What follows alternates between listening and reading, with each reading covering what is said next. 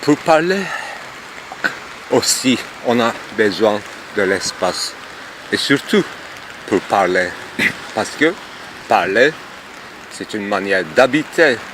Et une habiter essentielle. Et c'est de la même manière que les gens choisissent un lieu et investissent pour le rendre habitable.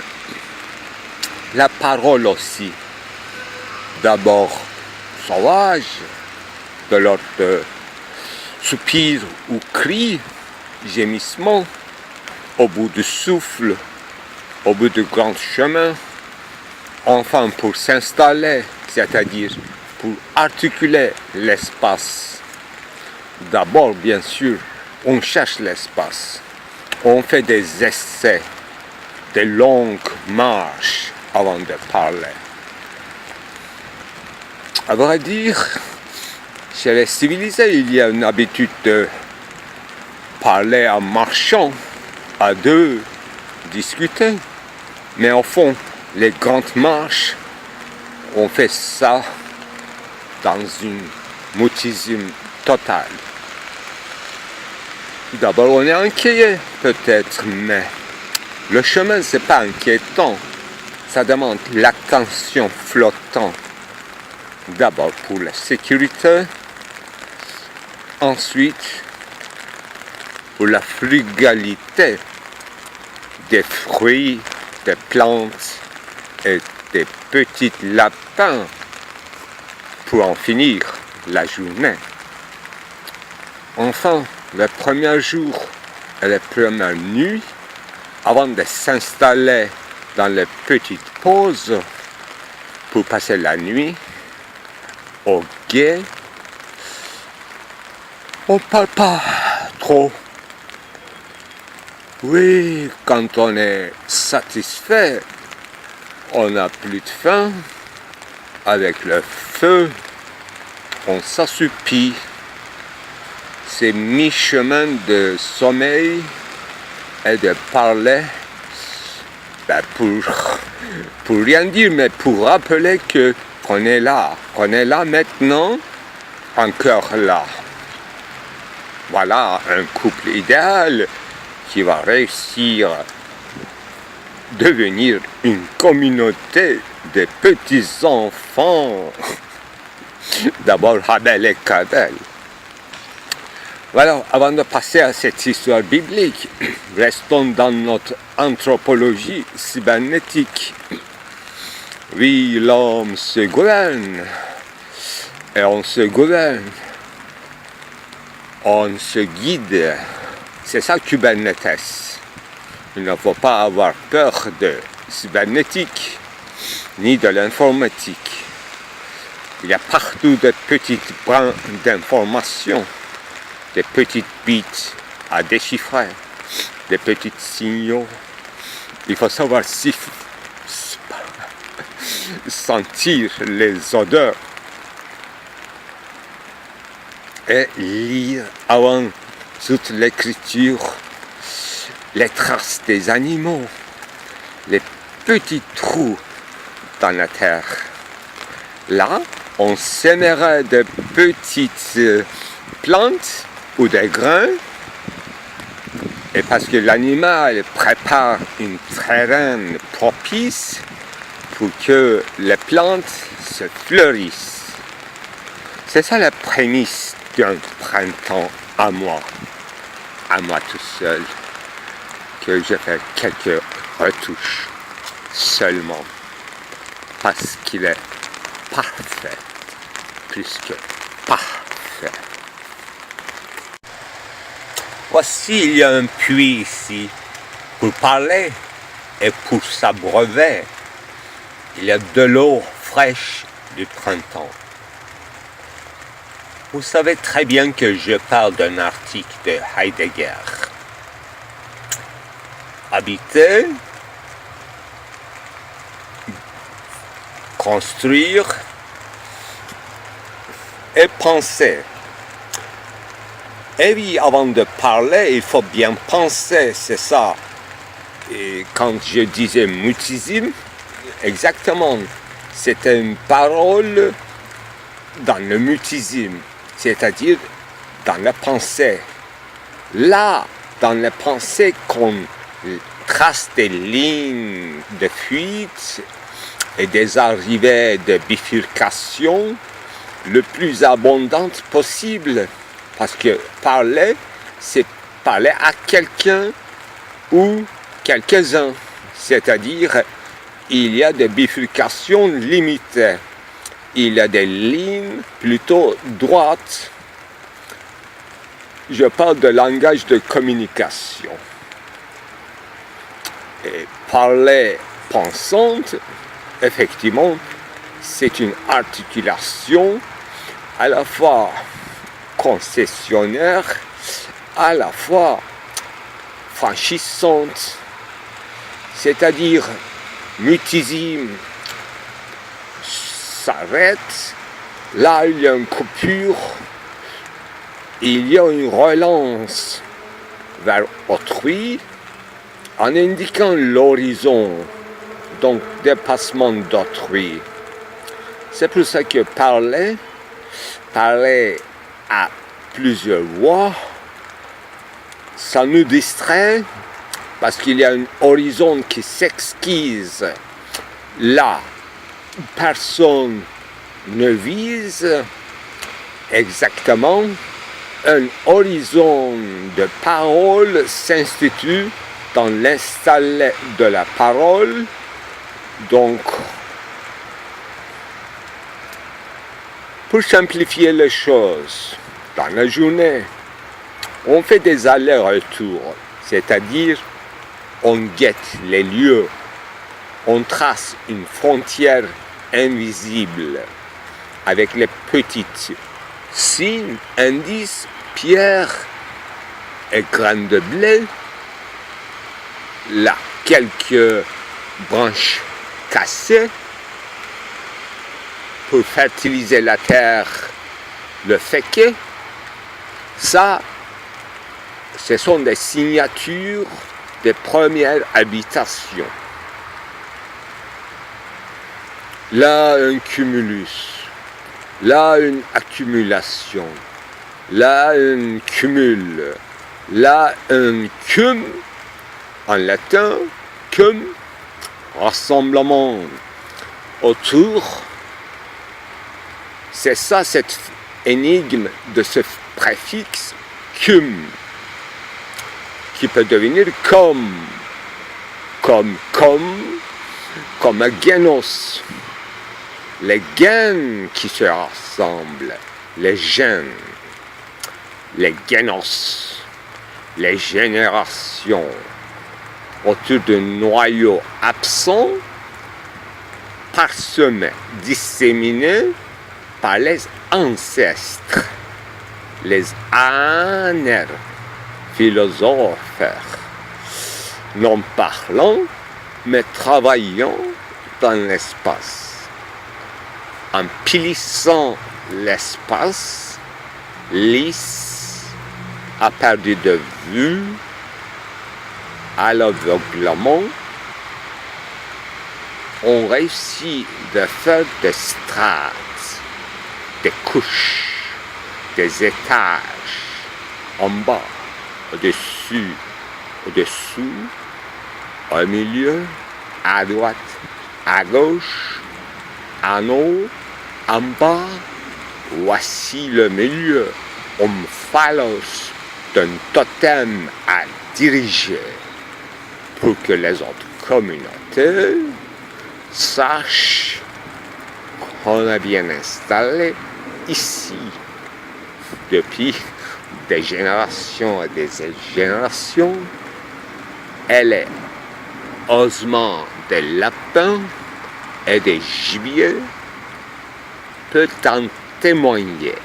C'est pour ça que soit on brûle dans les cérémonies les ossements des animaux chassés, soit qu'on les expose à l'entrée dans les frontières de Hinterland, de cet espace vital, Lebenswelt.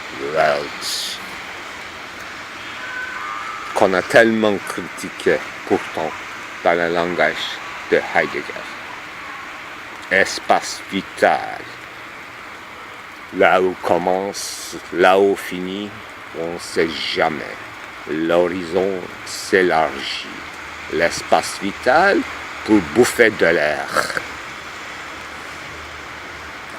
Oui, il y a quelques expressions révélatrices, c'est-à-dire les Sudètes allemandes, c'est-à-dire les balkaniques turco-musulmans et toute l'Asie turco-mongole.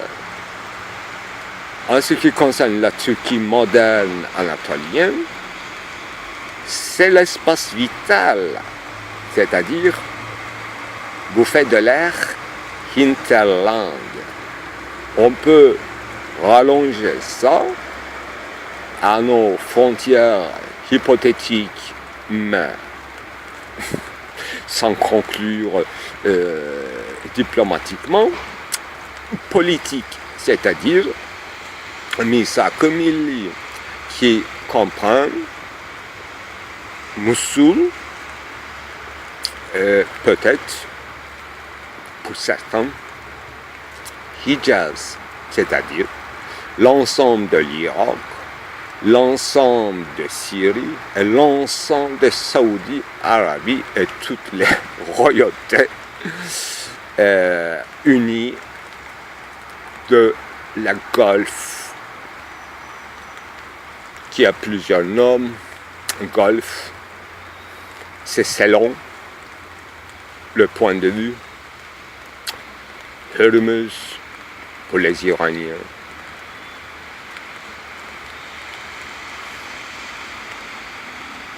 Eh oui, il y a la mer Rouge aussi. La mer Rouge, pour descendre en Afrique, pour remonter plutôt Afrique.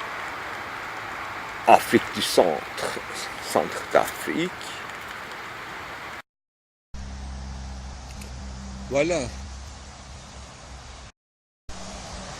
toute ma théorie de Tour de Babel était inspirée par cet arbre unique, cet arbre-ci, non pas une généralité de palmes, mais le lieu et la lumière exacte qui m'a fait rendu possible le fait de ce film sur babélisation of my tongue et toute la théorie qui s'ensuit. Et cet arbre est en péril, comme vous voyez. Chaque jour, je viens ici pour voir, ou bien la nuit dans mon sommeil, je pense cet arbre, est-ce que ce jour-ci, ils ont cassé, et ça rapproche minute par minute vers cet arbre, et son, bien sûr, copain qui est colossal, palme, d'une santé exquise. Ça, il faut faire quelque chose. Toute ma théorie au film réalisé comme théorie, qui s'appelle Brûler avec, concernant une question de témoignage, Derrida, Heidegger, Paul Celan, Auschwitz, possibilité ou de l'impossibilité de témoigner, est inspiré d'abord par ces lieux-là, et bien prononcés comme lieu privilégié, ici, là, dans ce lieu que j'ai investi avec la parole, baigné avec les pluies, avec la neige et avec la parole, avec le silence réfléchi et mûri avec une mutisme. C'est ça la nature encore aujourd'hui nous offre. Dès que les gens se désintéressent dans la ville urbaine, à ces gens des lieux, là, d'abord l'état maléfiquement cybernétique qui planifie, qui voit tout à travers soit les archives, soit par les satellites. Donc une sorte d'omnivoyance gagnée par cet l'œil de pouvoir privilégié. Là, les gens se permettent à être pubertes, c'est-à-dire non adultes, et malgré tous les moyens télétechnologiques, cybernétiques qui sont dans leur disposition grâce à certaines tendances démocratiques parvenues de certains pays d'expansion, c'est-à-dire Russie et Amérique. Après la fin de la guerre froide, ils ont décidé d'ouvrir toutes les ressources, non pas les données, comme support, et pas Cayman, ici, réseau informatique, je parle de web, World Wide, à notre disposition. Donc c'est une concession faite à un certain concept de la démocratie, et démocratie n'en réjouit pas assez. Voilà, en face de moi, un sublime mathématique, seulement mathématique, selon la distinction un peu pauvre de Kant, sublime mathématique et sublime dynamique. Alors, sublime mathématique, c'est par rapport à quoi tout le reste devient minime, plus petit. Rien plus grand que cela. Voilà, c'est juste en face de moi, qui absorbe toute hinterland, tout son environnement, qui mange, qui corrompt. C'est une construction humaine, ça ne peut pas être sublime, ce n'est que grandeur max, un maximum que l'imagination de petites gens sont influencés et attirés par cet centre de iniquité qu'on appelle simplement un stadium de football dans les métropoles. Eh oui, c'est le destin de métropole. D'abord, tu vas devenir grand par rapport à toute Hinterland et tu vas abaisser tout ce qui est plus petit que toi et ils vont devenir obéissants. Mais la Turquie avait une chance comme Brésil que son capital est plus petit que sa ville principale, n'est-ce pas? Ça devrait être une chance, une dialectique contre-pointée. Ça aussi, ça ne marche pas exactement, mais on pourrait remettre les choses. Et oui, Rio et Istanbul, c'est comparable, mais si je ne me trompe pas, c'est Buenos Aires qui est capitale de... disons, bon. Eh oui.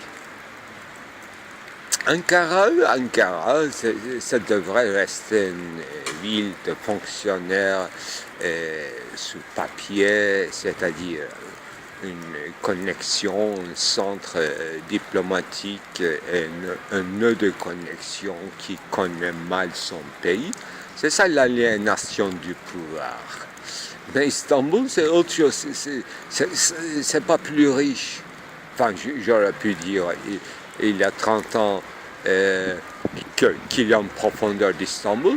Mais maintenant, il y a une certaine surabondance, comment on appelait ça, un certain grossissement d'Istanbul, simplement. C'est-à-dire que ce qui fait Istanbul par rapport à son histoire ou par sa sociologie précise, très hétéroclite, cosmopolite, il n'y en a rien, mais concept élargi reste et qui appelle tout le monde, c'est-à-dire tout ce qui est réfugiés économiques, débrouilleurs, busilleurs. C'est ça. Ce qui arrive à Paris aussi, c'est pas vrai. Ça, Berlin a vécu une catastrophe, c'est autre chose. Viennoiserie, je ne connais pas très bien, mais je crois que ça va très mal. Eh bien, Suisse qui ne produit rien, qui reste Suisse, etc. Donc, parlons des choses plus sérieuses que ça, quand même, n'est-ce pas? Pékin, Sydney, oui. Kuala Lumpur, oui. Bombay, oui. Ce sont des choses plus sérieuses. Pendant que j'ai raconté Sublime Salon 40, en fait, avant que je puisse photographier cette gigantesque totem qu'on appelle stadium capitaliste urbanistique, que je donne pas le nom parce que c'est pareil. Le plus grand, c'est le plus satanique. Donc j'étais devant le plus grand qui absorbe tout. Donc je suis attaqué directement par l'homme, garçon de la rue, parce que j'étais enfermé dans un labyrinthe que l'État actuel fabrique volontairement et chaque jour rend plus difficile les étapes de labyrinthe, parce qu'il y avait quand même un corridor qui assurait un passage entre Métrobus et le plus chic quartier de Street Bağdat Caddesi. Donc la population d'ici est une sorte de sous un châtiment et on fait un jeu. C'est ça, j'avais commencé avec l'échec, mais c'est pire que l'échec en fait. C'est un jeu de labyrinthe, une sorte de jeu avec un souverain invisible qui occupe l'instance de chat et une série de souris que nous sommes les citoyens de toutes parts qui sont usagers, qui vont prendre le métrobus pour traverser la ville. Eh bien, on est bloqué là. On était plusieurs. Et je suis sauvé par la présence de 5 jeunes garçons et puis une jeune fille isolée qui voulait passer par la voie d'habitude, quoi, pour accéder à un métrobus pour arriver à sa maison. Mais non. L'État, une raison supérieure, invisible, mais agissant et vagissant, nous avait institué un jeu exactement spatial en fait, pour nous retarder. Parce que nous avons trouvé, en fait, comme nous sommes entrés dans un point exact, et là, nous savons, comme des gens intelligent la sortie.